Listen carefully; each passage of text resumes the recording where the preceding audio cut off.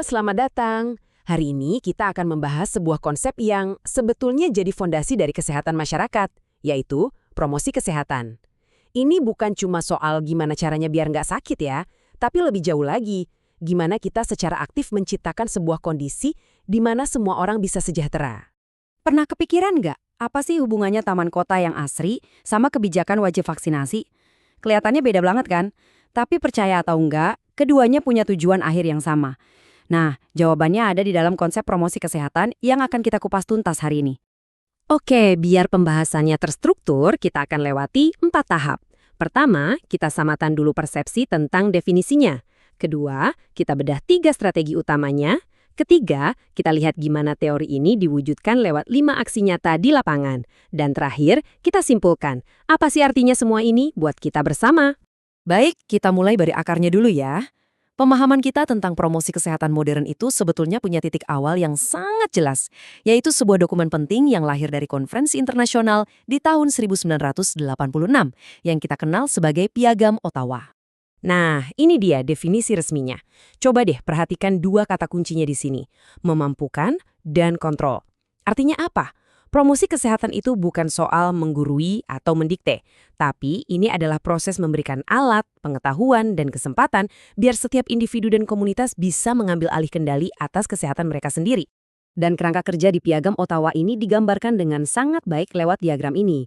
Dokumen ini nggak cuma ngasih tahu tujuannya apa, tapi juga memetakan dengan jelas gimana cara mencapainya. Ini yang jadi panduan buat para pegiat kesehatan masyarakat di seluruh dunia sampai sekarang. Oke, sekarang kita udah paham apa itu promosi kesehatan. Pertanyaan logis berikutnya adalah gimana caranya kita melakukan itu. Nah, ini bisa kita capai lewat 3 strategi fundamental yang akan kita bahas sekarang. Yang menarik dari 3 strategi ini adalah cara kerjanya yang saling melengkapi. Advokasi itu gerakannya dari atas ke bawah. Tujuannya meyakinkan para pengambil keputusan. Sementara pemberdayaan dan dukungan sosial itu gerakannya dari bawah ke atas, membangun kekuatan langsung dari dalam komunitas itu sendiri. Keduanya harus jalan bareng. Dan gambar ini adalah wujud nyatanya di lapangan. Sebuah sesi penyuluhan kesehatan di tingkat komunitas, inilah momen di mana konsep-konsep seperti pemberdayaan dan dukungan sosial itu jadi nyata dan benar-benar memberikan dampak langsung. Mari kita lanjut. Dari 3 strategi tadi, kita turun lagi ke level yang lebih praktis, yaitu 5 bidang aksi konkret yang dampaknya bisa kita rasakan langsung di kehidupan sehari-hari. Aksi kunci yang pertama ini punya cakupan paling luas, membangun kebijakan publik yang sehat. Idenya sederhana sebetulnya.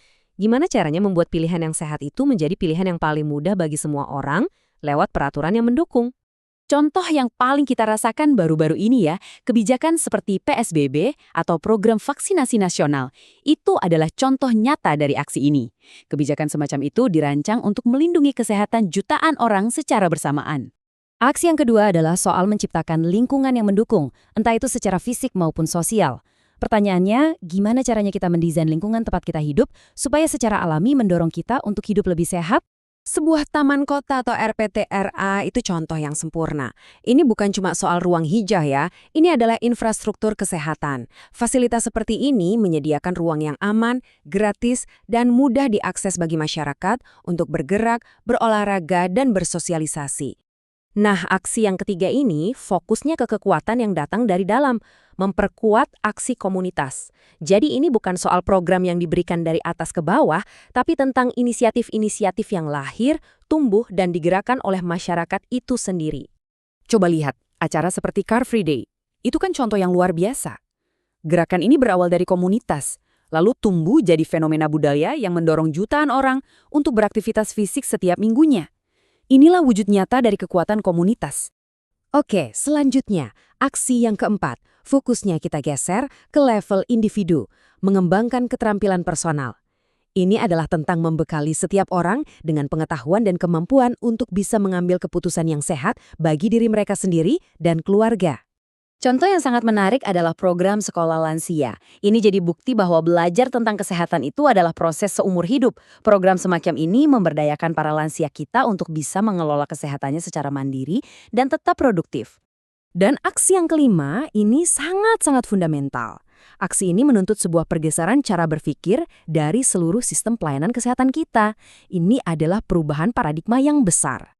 Intinya begini, peran layanan kesehatan harus diorientasikan ulang. Mereka nggak bisa lagi hanya pasif menunggu orang sakit datang untuk diobati.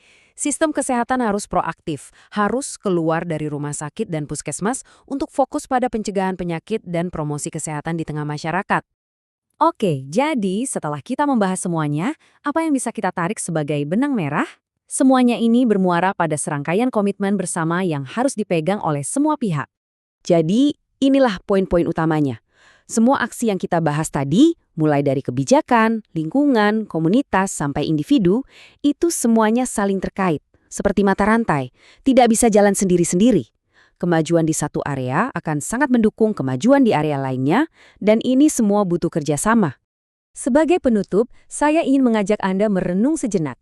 Dari kelima aksi yang sudah kita bahas, kebijakan, lingkungan, komunitas, keterampilan individu, dan layanan kesehatan, coba pikirkan, mana di antara kelimanya yang menurut Anda paling perlu diperkuat di lingkungan tempat tinggal Anda saat ini?